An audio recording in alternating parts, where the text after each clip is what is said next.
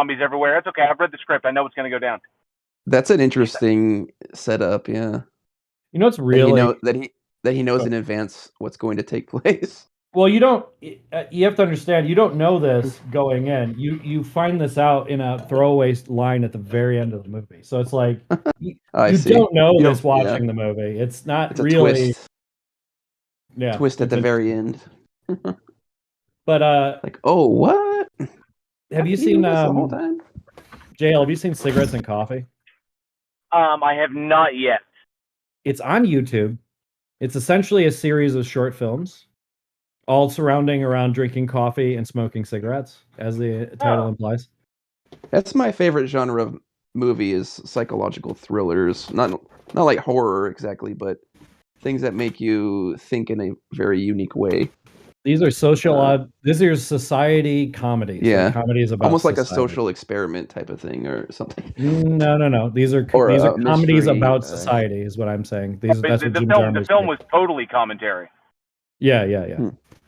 Oh, okay. A running commentary about the state of society. Tom Waits tells you the thesis of the movie at the very end of the movie in narration. Like Tom Waits tells you exactly what you're supposed to feel about the dead don't die. So it's like a psychoanalyzing aspect of society or something. Well, or giving a certain perspective. It's basically Jim Jarmusch wanted to make a goofy zombie movie, but he didn't want to say absolutely nothing. But there's only one thing you can say about with zombie movies, like as an allegory. The only allegory is consumerism. There's like literally not any other good ones. So he just leans real hard. Zombies just want to eat brains, right? No. No. Specifically, not these zombies. They even point out that typically they go for the brains, but they don't in this movie. No, they kill people, yes, and eat people, yes, but mostly they're there for their old products that they remember, because they mostly call out for things that they miss, like coffee. Yeah, their very last thought, is trapped in their head. Yeah, which is why Carol Kane zombies walking around. The only word she can say is Chardonnay. Wasn't it funny that there was just like stock archetype zombies for no fucking reasons playing football and like baseball? And you're like, wait, who is buried like that? That reminds me of this older film. I forget the name of it, but it's like there's a sort of like zombie aliens in society. The guy was like a yeah, that's it. They live with the really long fight with it's Roddy Piper. And, thank you, Keith David. That was driving me nuts. I was like a two first namer. Still one of the greatest fights ever put to camera. Such a good fight scene. Especially that moment when he picks up the friggin' pipe and swings at him and busts the window out of his car in the middle of the street fight. And he's like, "Oh, dude, I am so sorry." Yeah. I totally wanted to beat you with this pipe, but I'm really sorry I hit your car. It's really good. So good. One of my favorite bands, they were this local band. They have a song that is essentially just the plot of They Live.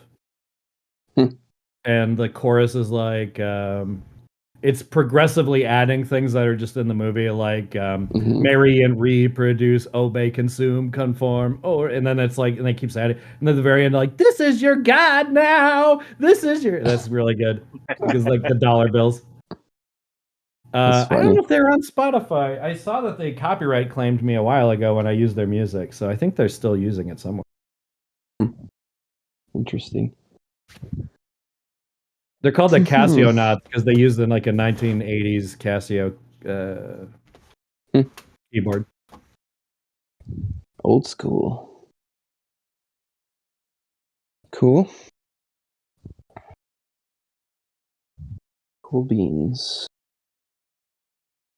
Wow, I was really pessimistic that they would be on Spotify, but they are on Spotify. So you're impressed by the director specifically? Yeah, I never watched his movies before now. He's a writer director as well, so it's like he's doing like basically all the work. And so far what you've seen from him is pretty. Yeah, I'm really happy with it. And the other one that's famous is Dead Man, which I haven't seen yet, but I will see. None of those ring a bell. And they sounds like they should. They should though. You know, cult classics. Well, yeah, Jim That's how Jarmusch is cult like a classics always filmmaker's are. filmmaker. Yeah. Donnie Dead Darko. Man's or, pretty. like, Well, yeah, these are. Dead Man's pretty popular. Johnny Depp's in it. or Idiocracy. That's a cult classic, right? It should have been way bigger than it was. Oh, well, it's a good documentary. Yeah. Like foretelling. Yeah. Prophecy. It's like prophecy.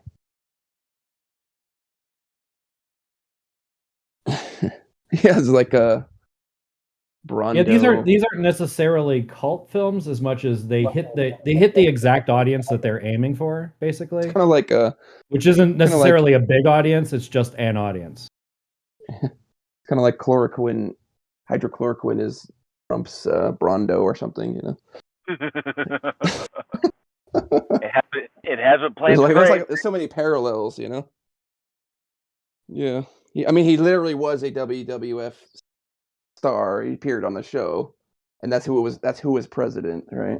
In the movie, a wrestling superstar guy driving a Camacho.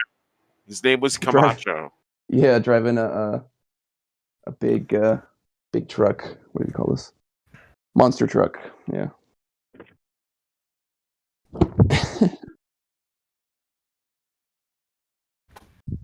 Yep. Mm-hmm. Yeah, it was President Dwayne Elizondo Mountain Dew Camacho. I put that song that's about They Live in the I didn't realize we had an art and they actually did it. Cool. Yeah. Hey, JL channels. Yes, sir. Yeah. I love this channel, Counter Apologetics, brought to you by Carl's Jr. Does it say that? Oh, because of the crown, or there's this one guy in the movie who every time he speaks, he says right. brought to you by Carl's Jr. Right. Brought to you by Carl's Jr. They kind of was it Demolition Man that everything was owned by Taco Bell. That was it. Yeah, the only survivor from the fast food wars. Yeah, Taco Bell run hilarious. to every restaurant. I'll tell you, I'm going to go hang out in the art and film channel alone. Every time someone comes in, I'm going to be like, "Go away, I'm baiting."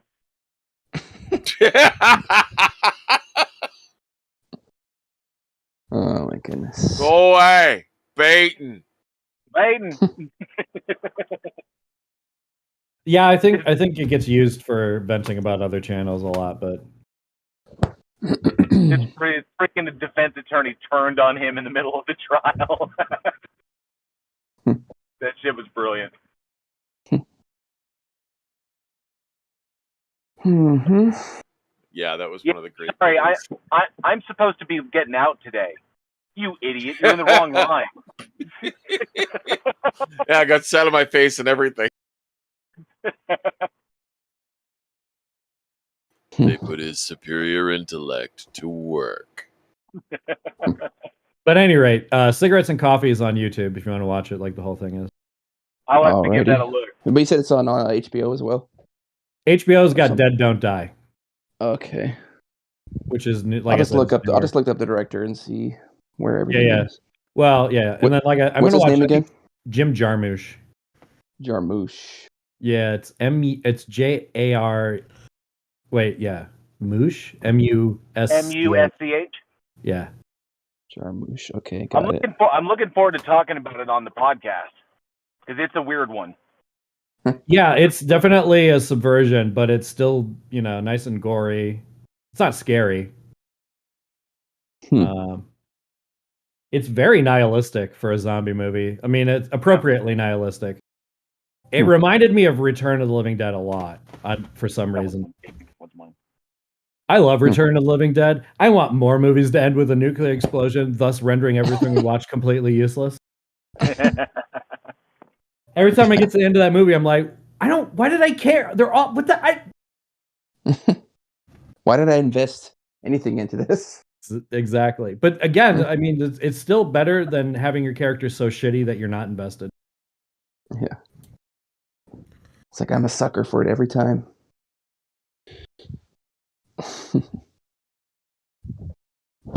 Zombies. And also, do you prefer the Romero line, how he continued it on, or the O'Bannon line? Romero, he had something to say. Day of the Dead is my favorite of the trilogy. So, oh, there you go. Yeah, That was a big split. I always thought it was cool that they were allowed to, that the two of them, were together on Night of the Living Dead, and then they kind of split off with their own ideologies, and they're both cool with being like, yeah, let's do it. Let's just go in our own directions. Agreed. I always thought that was really neat. They're really, George Romero was a really hip fucking film director. It was nice going through. This is annoyingly shitty. It was good going through Meath 2 and having the majority of the people I actually really care about not be scumbags. That was the thing. I'm biting my nails all the time. All right, when is George Romero grab someone's ass at the wrong time? When's this hammer gonna drop? But nope, classy gentleman all the way. I have a problem with what the fuck, Landis. I have a real issue with John Landis because he let people die for no real reason. Oh, history, yeah. Or it's not that I wouldn't say he let them. He was callous about it. He was callous about it, and it was his watch, and it was. All right, guys, I got to head here to dinner, so I will catch you guys on the flip. And they were kids. See you later, Take jail. care. Yeah, it was irresponsible and inappropriate how he responded to it and stuff like that, for sure. Sorry, I don't know about this. What is this? Someone's got hurt on set or something? Oh no, worse than hurt. John Landis. Have you heard of the Twilight Zone movie? Oh, yes, actually, yes. With it's got John Lithgow in it. The movie's fine. Yeah. I don't shit on the movie. What year was it? 80 something 80 something. And what happened? Maybe 90 something. I think it's 80 something. What happened was, no, it was definitely 80s. John Landis was doing this bit where this racist guy is going through time as the different races of people, and there's a part at the end that takes place during Vietnam. And he had this elaborate set with a real helicopter attached to something and rain effects and all this. And the pyrotechnics, a bunch of people warned them that this was dangerous. They shouldn't be doing it, et cetera, et cetera. They had kids, I want to say 3 kids or 2 kids and a mom or something. Not their mom, but it's like some female actor who are running from this helicopter who were killed in the process of making the fucking Twilight Zone movie. They literally got decapitated. Yeah, it was really gruesome. A child got decapitated. Child actors, by the way, who are already from. I'm already like child actors is a pretty yikes career choice for your kid. You know what I mean? Like you're like so they were actually in the scene, not just like setting it off or something. They were actually in the scene, too close to something that was too big, and it was all filmed. It was all filmed. So.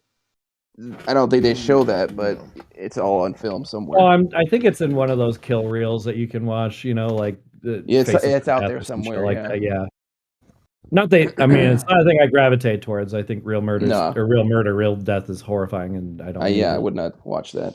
I don't. Enough of that's going to happen in my real life that you know what I mean. Like, what the fuck? Why would I? But anyway, plus Twitter, right? Twitter really put me off on that with. But like, yeah. Anyway, so then John Landis was just really callous about it, and I just have a kind of a different attitude about child actors in general. Like, you know what I mean? Like, too many kids are put into risk for so many reasons in Hollywood situations where, a lot of instances, you maybe could have even done the show animated. It'd be less of an issue, like Game of Thrones, for instance. Not that I'm saying they put the kids in any real danger in that show, but that one, it fucked me up because, like, the kids aged in a weird way for me. I'm going to give him the benefit of the doubt and say that he was caught up in the excitement of making a film. It's like, it's the Twilight Zone movie, dude. I'm sorry.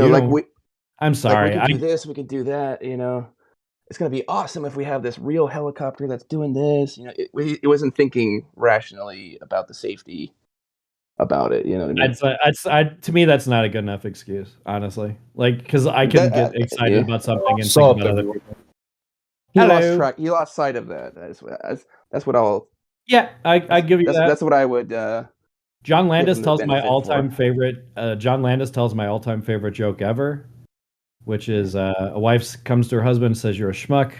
If there was a contest for biggest schmuck in the town, no wait, the city.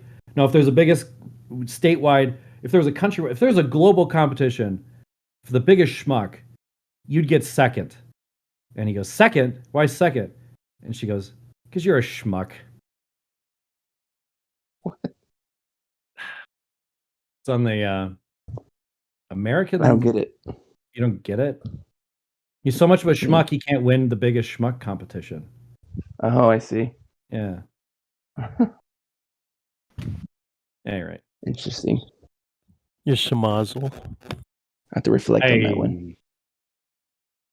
Yes, reflect on John Landis' funny Jewish joke. You schmuck. Yeah. It's like the Three Stooges. Shmuel, schmazel.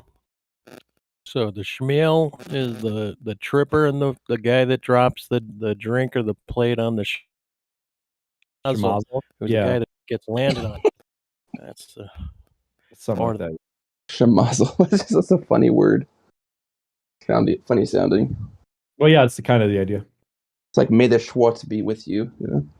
Yeah, it is. But neither one is necessarily the second kind of shit, which she's allowed. I think, what is that movie called? It's a Star Wars parody. Baseballs. I think that's legit a classic of its own in its own right. Yeah, it's maybe the worst of Mel Brooks. Not the worst. Oh man, he made much. It's like a borderline classic. It's barely. Well, what it is it's much more low brow than say Blazing Saddles or even Young Frank. This is the thing about Mel Brooks. I like Mel Brooks a lot, but he writes better with somebody talented. So in Blazing Saddles, he wrote that with Richard Pryor. That's why it's a classic. Young Frankenstein, he wrote with Gene Wilder. That's why that's a classic. When he's kind of on his own, it kind of gets into too much like Boobilas is funny, you know. And if you watch, not so much too many gags, but too many like low hanging fruit, cheap gags, yeah. Whereas like Blazing Saddles is Pizza funny. the Hut, you know. The Sheriff is Near is one of my favorite jokes of all time. Just the misunderstanding of the town, and the sheriff is then the bong every time. It's so funny.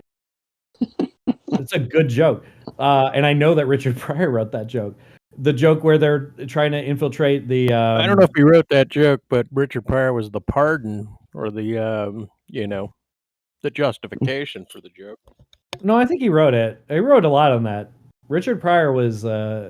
he may have wrote it. Really respected as a comedian at that point. So there's like jokes where I get the idea that, that Mel Brooks wrote them, and I get the idea that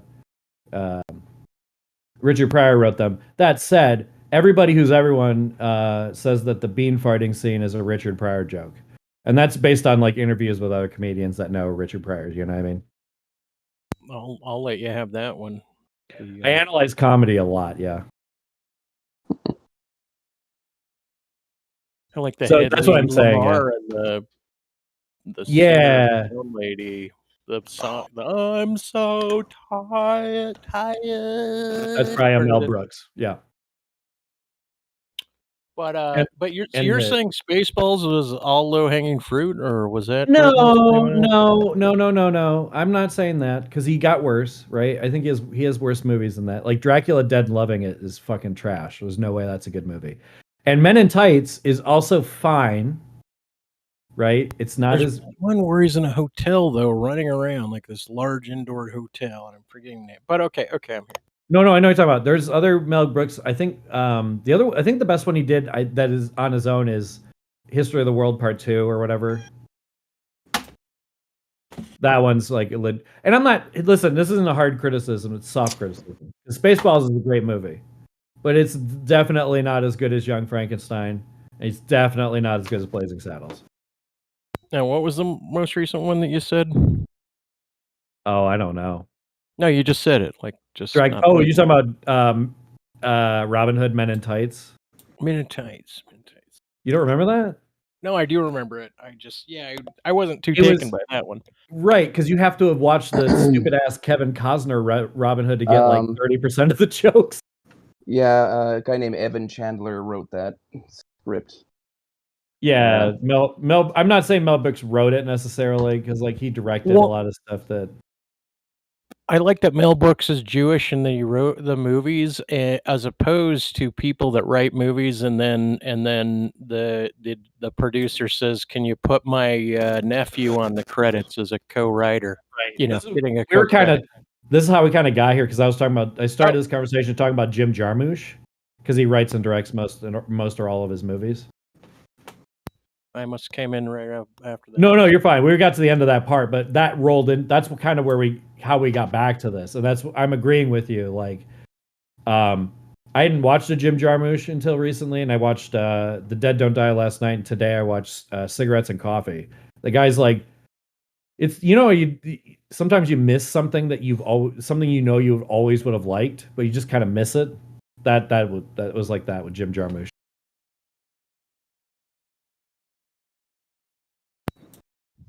Unfamiliar. That's interesting. You should look him up.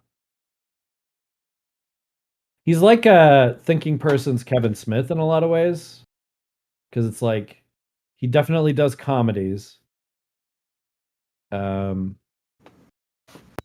Kevin Smith hardly thinks or talks. No. Well, I would say Jim Jarmusch is thinking a lot more than Kevin Smith, but he's also not necessarily being overly art house about it. You know what I'm saying? Yeah, I was going to ask you how big of boobs are too big of boobs. I also don't necessarily think that if you like Spaceballs over Blazing Saddles, I just think that's a taste thing. You know, like. Well, I like Blazing Saddles plenty. Yeah. Yeah. I mean, Madeline Kahn in that movie. Come on. But the whole like we're going into plaid, like it's beyond. Yeah, that stuff's really clever and plaid. It's perfect. It's like 42. It's perfect. I think the Mog joke is hilarious. I think John Candy is like one of the best. Like that duo is really good. It's kind of a shame they didn't do a couple of sequels because they kind of could have. So the Men in Tights is a play off of the Kevin Costner Robin Hood, but Spaceballs obviously played off of, Star Wars, obviously. Yeah. But they also leaned into a lot of other junk. Like it wasn't just, but it was mostly Star Wars. But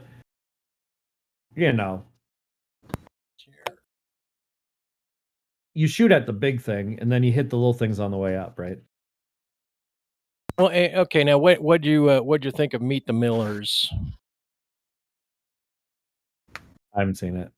You haven't seen that? To me, was one of the funniest comedies I've ever seen. And so, if you like to study comedies, you probably the trailers do not do it justice. But the whole thing. Okay. I'm going to tell you that I saw the trailers and I thought it was bad, so I will look it up. Okay. No, I thought it was hilarious. I thought it was better than that. Not bachelor party, but the four guys in Vegas doing the trip thing. Yeah. Oh my God, The Hangover. Oh man, oof. I really liked that first one, but I didn't want to watch that same movie twice over again. You know. Or was it Hot Tub Time Machine or something? Or is that what you're talking about? That's another one. I heard that. No. It's Mamma Mia. The sequel's actually really kind of good. I heard, but not. I was gonna say I heard the sequel to that was good, but I actually think I heard the opposite. Yeah, my girlfriend just started Cigarettes and Coffee in the other room, so that's great. The first part has Stephen Wright, and I'm blanking on the guy's name, but he's the French actor who played like Pinocchio. It's Stephen Wright. Yeah, I know. But you know what I'm talking about? It's Stephen Wright and that guy, and they have like this weird conversation. Oh, Iggy Pop? No. Iggy Pop comes later. Iggy Pop has a conversation with Tom Waits. That's. Huh? I didn't find that film too extra hilarious, but it's interesting you'd put it in the category of comedy. Cigarettes and Coffee? Yeah, I just wasn't like buckling over at it, but that might be a taste thing. Yeah. Yeah, I don't know. You think it's a get all the joke things? You didn't think the repetition of the motifs were funny? I probably have to when Bill Murray was doing the meta shit later on with the RZA. I mean, that shit was fucking outstandingly funny. They stopped drinking coffee at one point. Gotta be God. How? I mean, like that sounds stupid, but like it's kind of funny in the context of when they stopped drinking coffee. Well, yeah, I kind of want to. There's a motif of cousins, and I don't know. It's a relation. Oh, you haven't seen the whole thing. You've just seen parts. No. I've seen it twice, and the second time I saw it, the thing I was focused on was more of the grunge, like the cinematography, and how like I was very emotional trying to bond with, like, oh yeah, God, life's lived over cigarettes and coffee and these trashy bars and cafes and whatnot, and so I wasn't so much following like a congruity through the film. And then I thought, God, am I just remembering vignettes that are pieced together, and it's not really something that had a plot. There's always an over the table shot. They always show the brand of cigarettes. They always show you what they're drinking and how they're drinking it. They say some of the same, like everybody says to each other, you shouldn't drink coffee and cigarettes for lunch. And that person always replies, "This isn't my lunch." They always reply that way. The Renee short I thought was amazing. Thanks. All right. Do you remember the Renee short with the girl that's just sitting there being bothered by that guy because she's obviously attractive?